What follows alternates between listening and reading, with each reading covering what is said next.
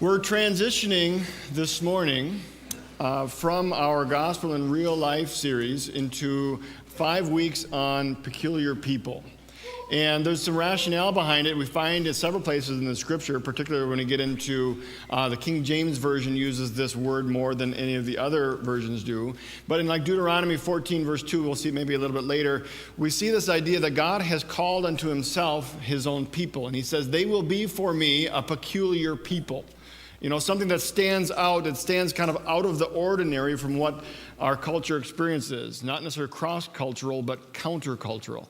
And if you've known Kevin and Joetta McLean, they've had some trials recently. And Joetta is willing to come and tell us a little bit of some of the peculiar things that's going on in their life. So come on up, Joetta.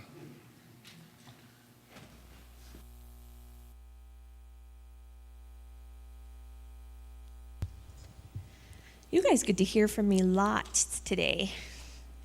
So, September 24th started out like an ordinary day.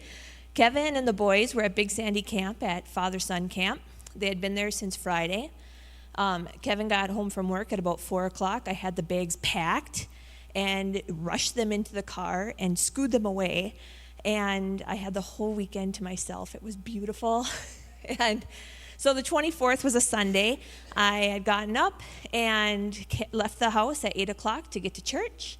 And then after church, I stayed here and organized some things. And then I ran to McDonald's and got a salad. And I was going to go home and eat it. And I got home at 1 o'clock, and I went and got the mail. And as I'm walking up to the house, I hear the fire alarms going off. And so I quickened my step. And when I got the door open, thinking I was going to smell smoke, but I walked into water, a lot of water. And I could hear, we have 2 bathrooms on the main level, and from the middle bathroom I could hear psh. So I ran back there with everything in my hands, and the little hose that goes from behind the toilet to the toilet had burst. And there was water spraying across the bathroom, hitting the bathroom wall, and I mean, the water was everywhere. So I turned off the valve for the toilet, and the water stopped. And then apparently that's where craziness comes in just a little bit, because then I ran to the garage to get the shop vac. But our big shop vac, I couldn't get the filter off to get the water sucked up.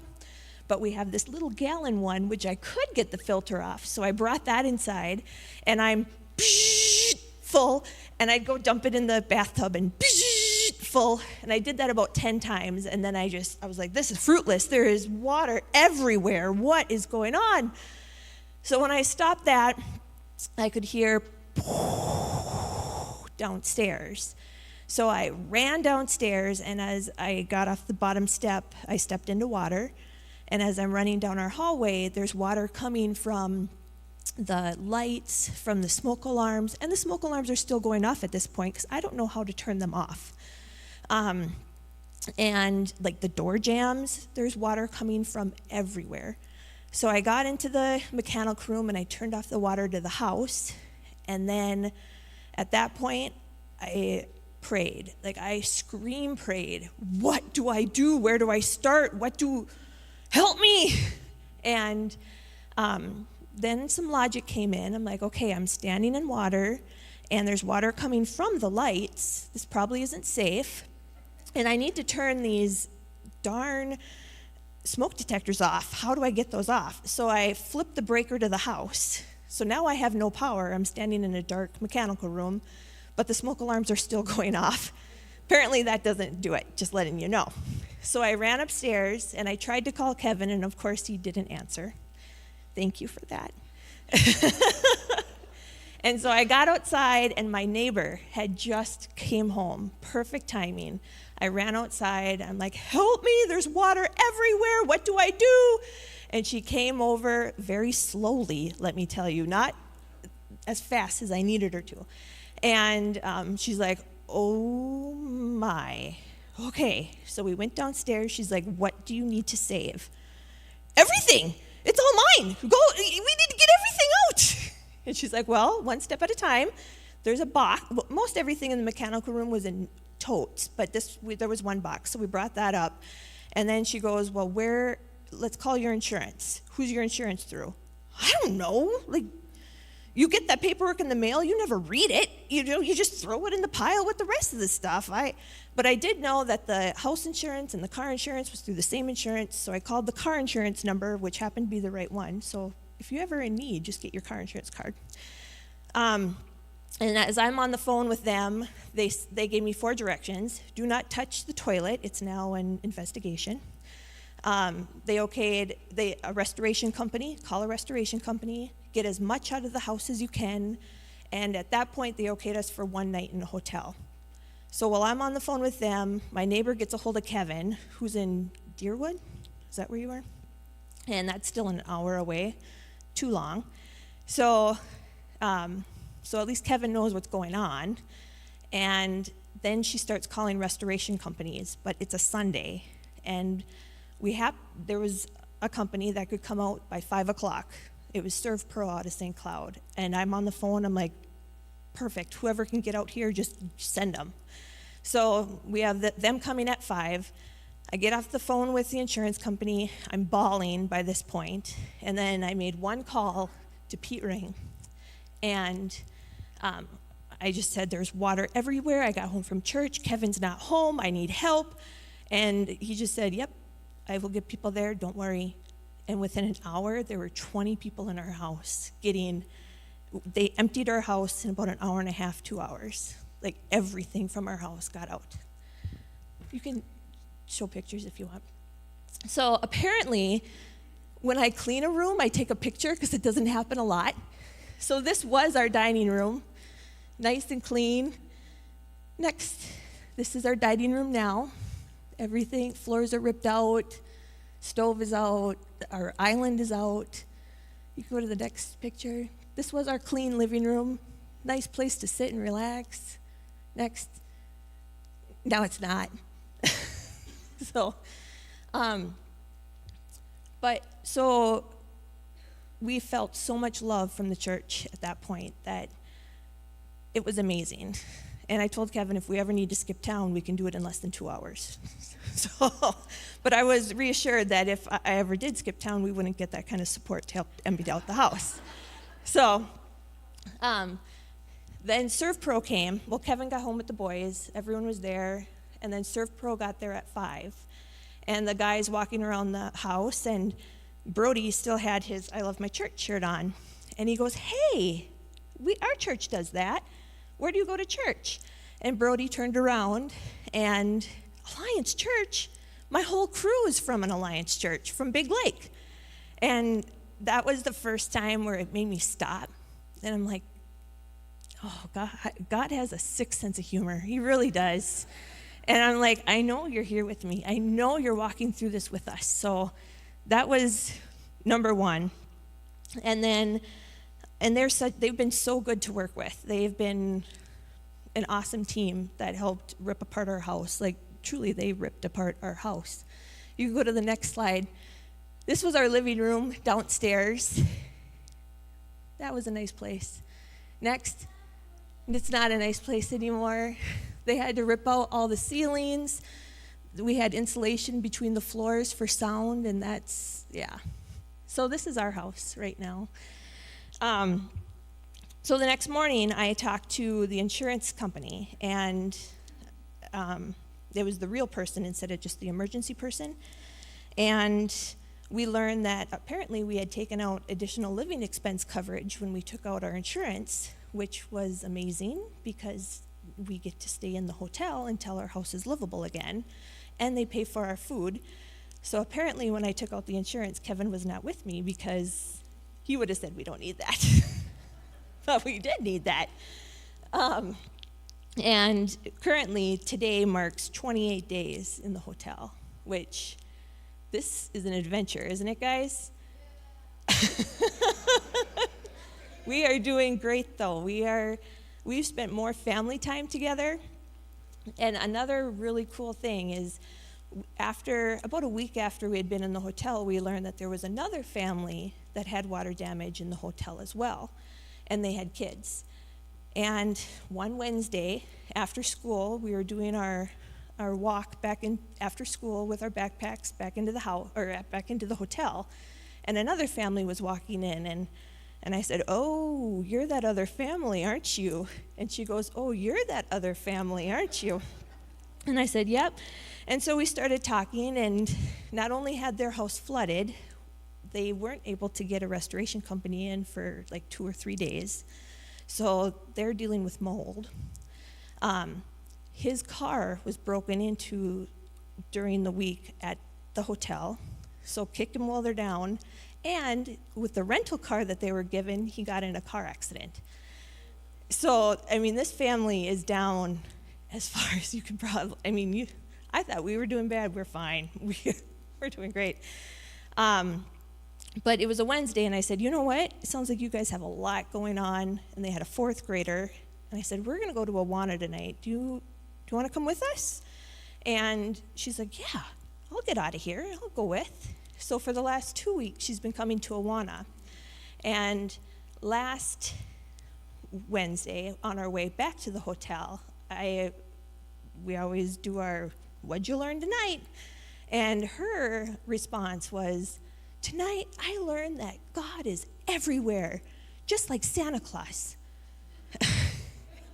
You know what? But even though that was her response, it made me sing. It made my heart sing that even though they're going through a terrible experience just like us, she's learning about Jesus, and she's learning about God. And if this is what it took.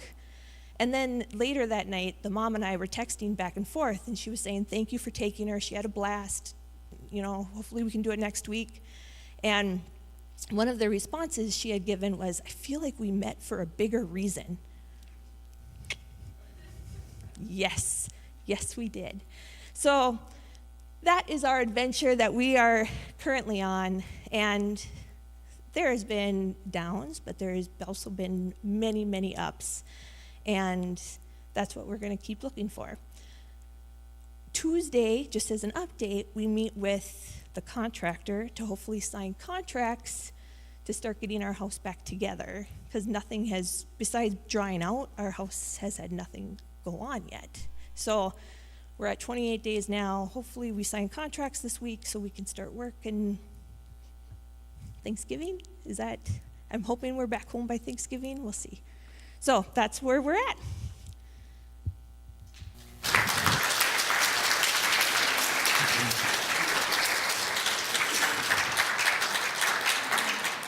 Thank you, Joetta. We serve a God who's called us to himself, and then he puts us in these positions where we can't help but, in a sense, if we're going to follow him, stand out as peculiar. And there you have a peculiar person, even without the circumstances, in Joetta, thrown into a situation with circumstances, and yet you see how God takes that and says, look at my people. Look how peculiar they are look how countercultural they are. Look how they love people despite the circumstances that are around them, and that's what we're called to. And what we're going to find here today, so we're going to go through, and I got a lot to go through, and I'm going to do it pretty efficiently, so don't panic here. We're going to go through 1 Samuel chapter 17. It's the story of David and Goliath. And so I'm going to skip past that verse. We've already looked at that. But I want to give you a little bit of a background as to where we're at and how we're getting there. Last week we talked about this idea of perspective. We talked about how in the Gospel of John, we're taking a break from that for a few weeks as we look towards getting ready for our missions conference, which is themed Peculiar People. We just saw it, or talked about it briefly with Deuteronomy 14:2, where God chooses for himself this chosen people, and they will be for me this peculiar people that's countercultural to the rest of the world. They stand out in such a way, and it's a beautiful picture. Some of the other translations you'll see, they're my special people, they're my chosen people, as opposed to peculiar.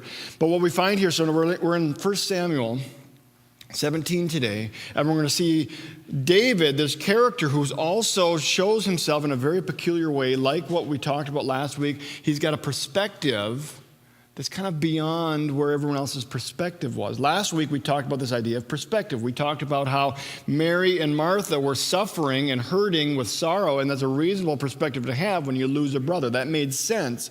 We talked about how the disciples had this perspective about when Jesus says we're going to go back to Judea. Well, there was danger in Judea. They were wanted to kill Jesus, and if they're going back with them, the danger is going to fall on themselves as well. So their perspective is, if we go to Judea, we will die with Jesus. That's a reasonable perspective to have under their circumstances. It made sense. And yet what Jesus had was this greater perspective that said, okay, here's the thing, guys. I know you're hurting. I know you're sorrow. I know you're fearful. But through those things, through that reality, I am going to do something that is going to be way bigger, because I care about your sorrow. I care about your hurt. I care about your fear. But I care about something way more than that. And that is the fact that I care about your belief in me. And that's what he laid out last week. We talked about how he took this glory of God that is always there, and he revealed it. He opened himself up to it, and we're going to see that continue when we get into the Gospel of John again. But for today, in 1 Samuel chapter 17, what we find is we have a man by the name of Saul who is king. He was the first king of Israel. Before Saul, they relied on prophets and judges. And God was, in a sense, their king, and he would speak through these prophets, he would speak through these judges, and they would do the interacting with the people like Moses was, in a sense. But up until this point, that's all that they had. Well, Israel, they've gone into this land of Canaan, and they're looking around, and they see all these other nations, and they say, we want a king like these other nations. And God recognizes they are rejecting me as their king, and they want another king. And Samuel says, what is wrong with you people? Samuel was the prophet at this time. I know I'm going really quick, okay? So just hang tight. If you need a seatbelt, go ahead and use it. So Samuel, who's the prophet at this time, is telling these people, you guys, you're rejecting God as your king. And God finally says, Samuel, give them what they want, right? They want an earthly king. We're going to give them an earthly king, all right? I don't know what my first verse is. Here it is. And notice, this is Saul. Saul's going to be the first king. So Samuel goes up to Saul and says, Saul, guess what? You're going to be the next king of Israel. And this is Saul's response. This is a very character-filled response from Saul. He says, but am I not a Benjaminite? Okay, Benjamin, if you remember Benjamin, he was the youngest son of Jacob, all right, the least in a sense. Am I not a Benjaminite from the smallest of the tribe of Israel, and is not my clan the least of all the clans of the tribe of Benjamin? Why would I be selected? And so you see this humility with Saul that exists right from the beginning. It's a beautiful picture of this humility of Saul, but it doesn't last. Saul, somewhere along the lines, finds this arrogance and this confidence, and it's a self-confidence, and it's not a confidence in what God has for him at all. And what we end up finding is Saul then, as the king, he goes up against and he starts fighting some of these other nations as the king, and everyone's looking like, wow, Saul is a great king, he's a great leader. They fight the Philistines at one point, and Saul, as their king, conquers the Philistines at this point, and the Philistines will make the statements like Saul became like a stench to their nostrils. In other words, the Philistines hated Israel, and even more so, they hated Saul, because he was like this punisher that was coming down on the Philistines, and so they didn't like him at all. And at one point, what happens is, there's Saul, he's got 2,000 men, his son Jonathan is commanding 1,000 men, they got 3,000 guys total. Well, unfortunately for them, the Philistines have gathered 3,000 chariots, 6,000 charioteers, that doubles their number right there, and it says that they had as many soldiers as the sands on the sea shore. So they get just way outnumbered. And Saul finds himself on the mountain of Gilgal, and he's being surrounded by Philistines. Samuel has said, you wait for me on that mountain. I'm going to come up there, and I'm going to give the burnt offering, the sacrifice, and then God is going to take control, and he's going to lay it down on the Philistines, even if you only have 3,000 men. But Saul, watch what happens here. So Saul remained on Gilgal, waiting for Samuel, and all the troops with him were quaking with fear. So his troops are afraid. Right? You're way outnumbered. He waited 7 days, the time set by Samuel, but Samuel did not come to Gilgal, and Saul's men began to scatter. Okay, Samuel hasn't shown up. Now all of a sudden, Saul's got 3,000 men, and he's starting to get less men because they're starting to flee. They're starting to scatter because they recognize perspective. This is a bad situation. We will not live through it. So he said, bring me the burnt offering. This is Saul saying, bring me the burnt offering and the fellowship offering. And Saul offered up these burnt offerings. Just as he finished making the offering, Samuel arrived, and Saul went out to greet him. And notice what Samuel says, "What have you done?" Saul replied, "When I saw that the men were scattering," okay, remember he had this humility, he was a God-fearing king before this point. The men were scattering. I was afraid in a sense for my life. I lost my perspective, if you will, and totally it's reliant on myself. I had to take matters into my own hand. They were scattering, and you did not come at the set time, and so the Philistines were assembling at Michmash. I thought, now the Philistines will come down against me at Gilgal, and I have not sought the Lord's favor, so I've got to at least do this. But he brings it up on himself. He recognizes that it's me that's going to do this work, that's going to bring out victory. So I felt compelled to offer up the burnt offering. And notice what Samuel says, "You have done a foolish thing. You have not kept the command the Lord God gave you. If you had, he would have established your kingdom over Israel for all time. But now your kingdom will not endure. The Lord has sought out a man after his own heart and appointed him ruler of his people because you have not kept the Lord's command." And that person is David.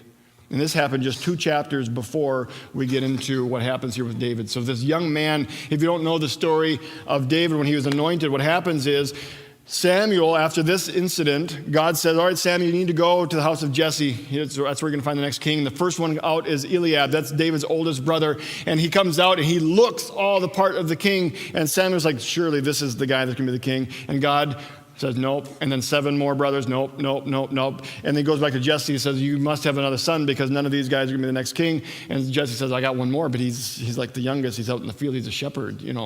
He's like 12. And so we'll bring him out. And sure enough, when David comes out, God says to Samuel, "Man looks on the outward appearance. As you looked on Eliab, that kingly person, well, I'm looking at the heart. I'm looking for something different. I'm looking for something peculiar. And in this young boy, I see something peculiar. Anoint him." And so then there's David, this peculiar boy, is going to do some amazing things here this morning. How am I doing? Wow, I got 6 minutes. I'm going to nail it. We haven't even touched chapter 17 yet. And I know for a fact there's people waiting for me to be done. Okay. I know, just as a side note, I know who read my email from yesterday and who didn't. Because if you read my email yesterday, you came up to me and said, "Oh, are you okay?" If you didn't read my email, you came up to me and said, "What happened to your face?"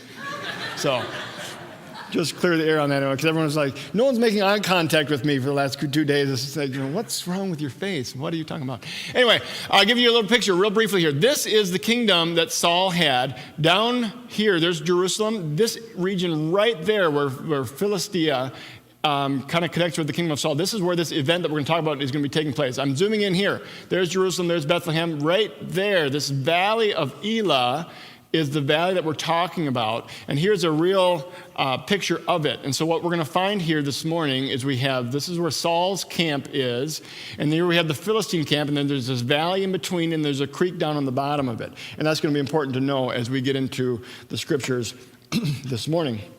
So, 1 Samuel 17. Here we go. Verses 1 through 3. So now the Philistines had gathered. Here they are. They've gathered on the side of the hill. Their forces for war are assembled, and they're ready to attack. Saul, verse 2, and the Israelites assembled. I'm also, just so you know, I'm not going to read the whole chapter. So I'll try, if you have your Bibles, you'll be able to follow along, but I'm going to tell you what verse I'm on. So suddenly I'll maybe go from one, and I'll skip 2 verses. I have them highlighted here. If you need a Bible, Mike can get you one, or Steve can get you one. Just slip your hand up. I won't be looking. So it says, verse 2, it says, Saul and the Israelites assembled at their camp in the valley of Elah and drew up their battle line to meet the Philistines. The Philistines occupied one hill, and the Israelites occupied another hill. Now, this is super, super cool here. A champion named Goliath. Okay, we've heard about the story of David and Goliath. All right, this champion named Goliath, who was from Gath, came out of the Philistine camp. He was over 9 feet tall. He had a bronze helmet on his head, and he wore a coat of scale armor and a scale of armor of bronze weighing 5,000 shekels. On his legs he wore bronze greaves, and a bronze javelin was slung on his back. His spear shaft was like a weaver's rod, and its iron point weighed 600 shekels. 600 shekels would be about 15 pounds. An Olympic shot put weighs about 16 pounds. So now you imagine this great big 9-foot man. The Olympic world record for shot put is less than 74 feet for a 16-pound shot put. Now you imagine this Goliath. I'm pretty sure he'd set the world record, being able to throw a javelin okay, or a spear, if you will, a 15-pound headed spear. I mean, this is a mammoth of a man. You know, and some people argue, well, he wasn't really that big. I think he was that big, and perhaps even a little bit bigger, and we'll talk about that in just a moment. Okay, so he's just a huge, huge man. So Goliath stood and he shouted to the ranks of Israel, "Why do you come out and line up for battle? Am I not a Philistine and you are the servants of Saul?" He doesn't even call them Israelites. You're the servants of that stench that we call Saul. And we don't like you one bit. You're very nasty and mean, and we would like to just destroy you. So choose a man amongst yourselves and have him come down to me. Okay, we got to touch on a couple things as we go. First of all, this is not the first giant that we have seen in the scriptures. We oftentimes look at, okay, Goliath was huge. He was a giant. Well, there's other spots in the scriptures that talk about this idea of giants. It says, but then men, if you remember the spies, they went into Canaan. This is when they're going through the wilderness. They've just fled Egypt. They come at the edge of Canaan, and they send in these 12 spies, go check out the land. Well, the spies come back, and 10 of them have this reply. Caleb and Joshua were the only ones that said, yes, we can take them because they had the right perspective. But this is the response of the 10. But the men who had gone up with them said, we can't attack those people. They are stronger than we are. And they spread among the Israelites a bad report about the land that they had explored. They said, the land we explored devours those living in it. All the people we saw there are of great size. We saw the Nephilim. There, the descendants of Anak come from the Nephilim. We seem like grasshoppers in our own eyes, and we look the same to them. What's also interesting, Moses, catch this, Moses fought a giant. Did you realize that? We oftentimes look at David fights Goliath, a giant, but did you realize that Moses also fought a giant? This is wonderful. Look at this.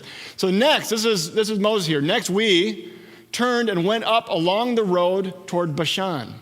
And Og, remember that was going to be the name of Paige and Chris's first son. They decided against that and went with Roy instead. I know, I was leaning still towards Og. But Og is a fascinating name. It's got 2 letters, very easy to spell. And Og, king of Bashan, with his whole army, marched out to meet us in battle. The Lord said to me, do not be afraid of him. Obviously, okay, you could look at that, okay, he's just afraid because it's going into battle. But there's something really wonderful about this. Stay with me. So do not be afraid of him, for I have delivered him into your hands, along with his whole army and his land. Do to him what you did to Sihon, king of the Amorites, who reigned in Heshbon. So the Lord our God also gave into our hands Og, king of Bashan, and his army. We struck them down, leaving no survivors. Look at this. In we went too far. Verse 11. Og, king of Bashan, was the last of the Rephaites.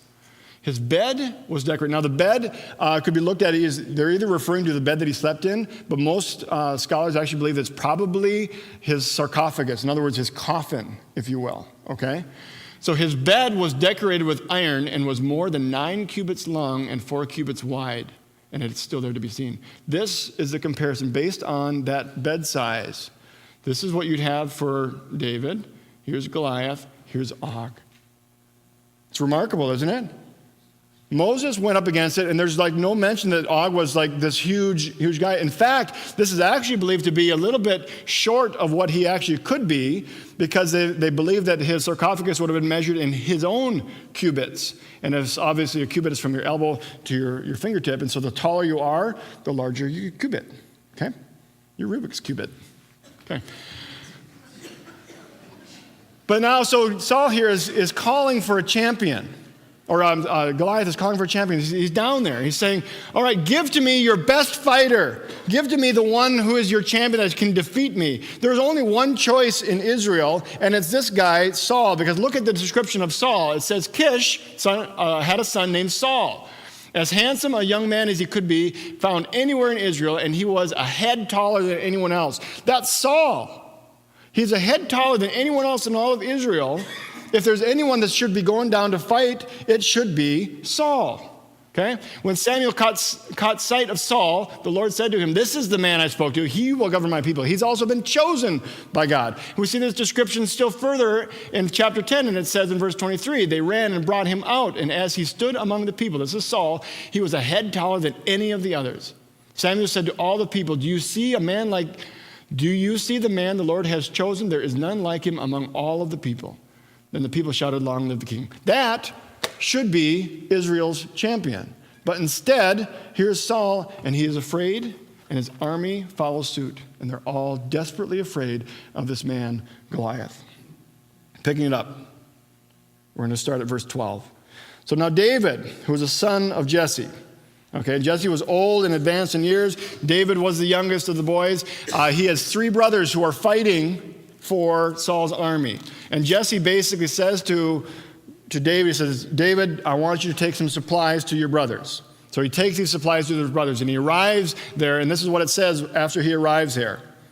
He says, early in the morning when David left his things with the keeper, and he goes to fight the battle, or goes to find the battle lines, because all of Israel and all of the Philistines have gathered for battle. And then, verse 23, as he was talking with his brothers, Goliath, the Philistine champion from Gath, stepped out from his lines and shouted his usual defiance, and David heard it. When the Israelites saw the man, they all ran from him in great fear. Because Saul was afraid of him, the Israelites followed suit, and they likewise were afraid of him. Verse 26, David asked, what will be done for the man who kills this Philistine and removes this disgrace from Israel? Notice his brashness. Who is this uncircumcised Philistine? In other words, who is this person who is not set apart for God's purposes? That's really what he's getting at here. Who is this guy that we should be afraid of him? That he should be able to defy the armies of the living God. Verse 28, when Eliab, David's oldest brother, heard him, he speaks against David and says, you're only here.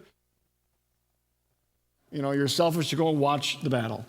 David's response goes to Saul and he says, let no one lose heart. Catch this. Let no one lose heart on account of this Philistine. I will go. Here's Saul, who stands a head taller than anyone else in the army, has virtually, and we don't know his age, but David was probably not over 12 years old. He might have been up to 16, but in either case, you have this guy who is this giant of a man in Israel, and you have this boy come up to him and says, don't lose heart. I'll go fight the big guy. I can take him, And you got to look at, okay, so Saul is already that much taller. Saul and David, Saul should be able to just wreck David. And he's going up and says, I'm not afraid of anyone that's 9.5 feet tall. You send me, I'll take him, okay? So he says, let no one lose heart, I'll go fight him. And Saul replied, you're not able to go, you're just a boy. 34, I love this. David says, I can do it. Because your servant has been keeping my father's sheep. And when I have kept my father's sheep, when a lion or a bear had carried off any one of the sheep, I went after it. He didn't flee from the danger. He went after it. I struck it and rescued the sheep from its mouth. When it turned on me, I seized it by its hair, struck it, and killed it.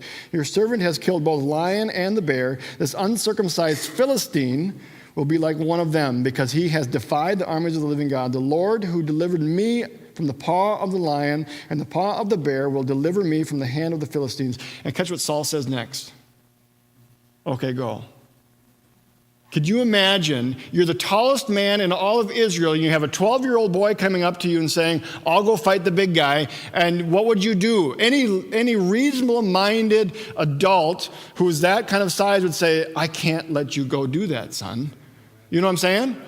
But what does Saul say? Okay, better you than me. In a nutshell, that's really what he's saying, okay? Better you go than me go, because I'm afraid of this man. Go to your own death. Mind-blowing. So then, maybe as an act of goodwill, he takes David and he starts putting his armor on him, which doesn't fit. So David sheds the armor, and listen to this, verse 40. So David, he took his staff in his hand. He chose 5 small stones from that stream that we saw up there. He put them in a pouch of his shepherd bag, and with his sling in his hand, he approached the Philistine. David is going in totally unarmed. I know we say he's got a sling and he's got a staff. He's going in totally as a shepherd would to care for his sheep. He's got no sword. He's got no armor. He's virtually going in unarmed. And not only is he going in unarmed, he's a 12-year-old boy against a giant of a man. There is nothing here that would point to David having the advantage. We talk about these David and Goliath moments all the time, and I get that, but there's a bigger factor, and David recognizes this. David would have known Moses' history. David would have known the history of the Israelites. He would have known that when Moses went up against these people, it wasn't Moses' great strategic warfare. It wasn't Moses' weaponry that was winning the battle. It was something else. It was something different, and it was God that went with him, and David gets the perspective. And he's saying, I'll go. In fact, I'll go unarmed. I'll bring my shepherd stuff. I got my staff.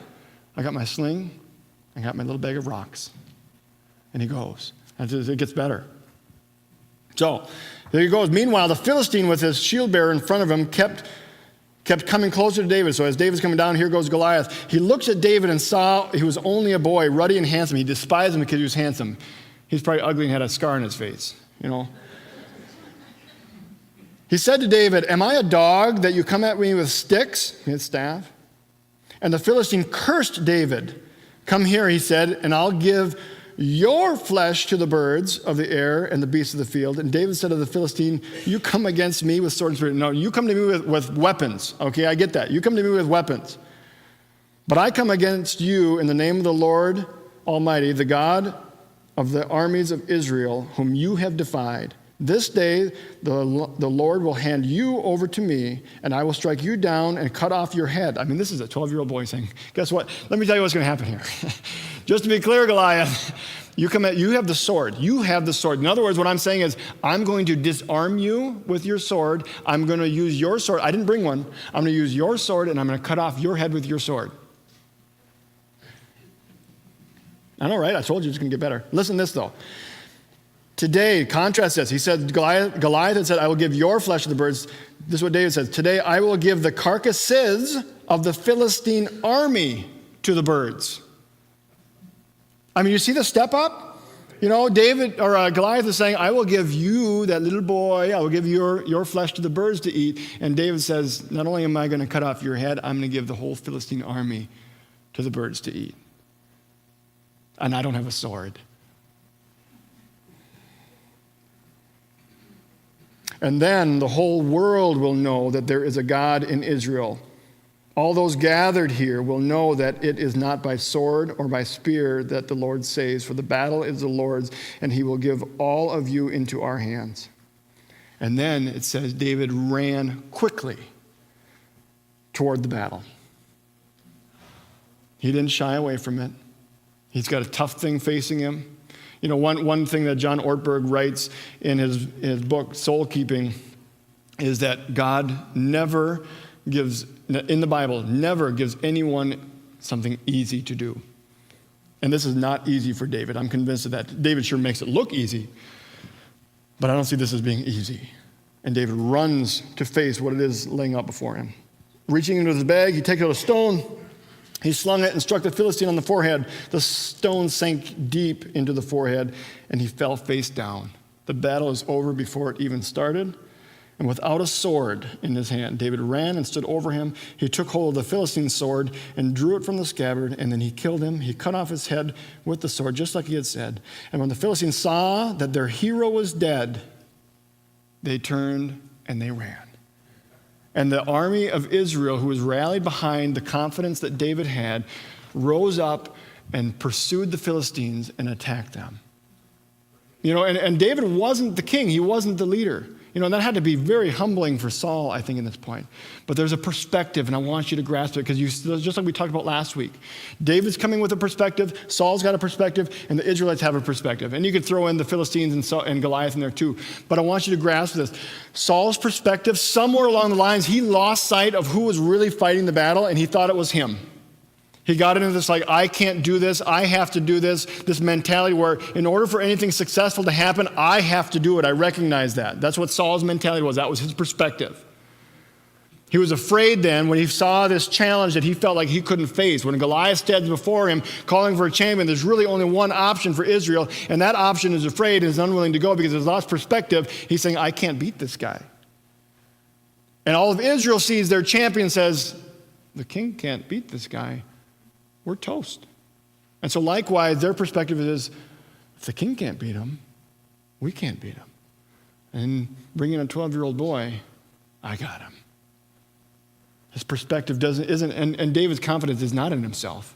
He knows that firsthand. There's no way if I'm fighting a bear or a lion, my confidence is in me. If I'm spared from a bear or a lion, it is only because God did something amazing. God did something incredible in that conflict with a bear or a lion. And so I think David knew first and foremost where that was coming from and was able to run then to this battle. Goliath is nothing compared to the God that I serve and what he can do. But look at this. Remember we had this last week, Colossians 3. And I see this perspective of Saul. And so he says, if you're serious about living this new resurrection life with Christ, act like it. Pursue the things which Christ presides. Don't shuffle along. And I see Saul, here he is. He's found his strength only in himself, and he sees himself as weak, and he's afraid. And all he's doing is looking down at his feet as he's shuffling along, saying, I can't do this. I can't do this. And for 40 days, it said that they were afraid of this Goliath. So don't shuffle along, eyes to the ground, absorbed in the things right in front of you. Look up, and this is where David comes onto the scene. And David helps the whole nation of Israel get your eyes off of yourselves, get your eyes off of the ground in front of you. Look up and be alert to what's going on around you. That's where the action is. See things from God's perspective, and that's exactly what David did. It's not just a repeat of last week, because I think what we find here, and more specifically when we look at this idea of perspective, I think we are challenged, and we have to look at this idea. Our lives are filled with challenge. And sometimes we look at, okay, I can handle this, I can handle this, I can handle this. But somewhere along the line, there's going to be something that comes along that's like, I'm lost. I can't handle this anymore. And when that's the case, what are we going to do? How are we going to respond? Are we just going to flee away from that challenge, saying, I'm done, I can't do it? Or are we going to be like David and say, I'm going to run to the battle. I don't know what's going to happen, but God's got this.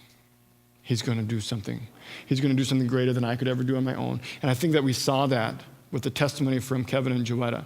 Did they ask for it? No. Was this something they could handle? Probably not.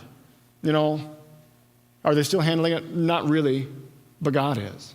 Even in the midst of bringing in that other crew from that other Lions Church, there was this family piece that's like, man, God, you have me even now in the midst of that. And God's got you even in the midst of that. Whatever you're facing, God's got you in the midst of that. Trust him in that way, and don't be afraid to run to that battle. Don't be afraid to run into what you're going. It's like, it's okay to say, I can't handle this, God. Help me to trust that you can. Because that's a reality, okay? Sometimes we say, I just trust God, and really inside we're just like, I am so afraid, and I can't tell anyone that I'm afraid. It's okay to say, I'm afraid, but God, you are bigger than it. Take away my fear. Help me to see things from your perspective. So I'm going to invite Lane, and we're going to sing the song, God of Battles 1 again. And I know it's a new song, but the message in this song is just fabulous. And so pray it as you sing it.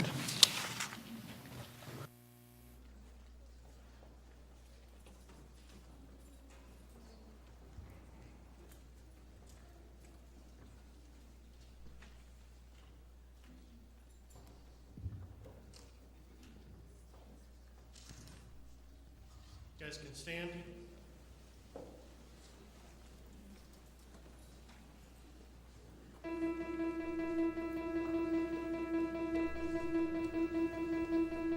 When I feel the ground beneath me sinking, the walls around me shaking, and my heart begins to race. When I hear the voices criticizing, the wolves that terrorize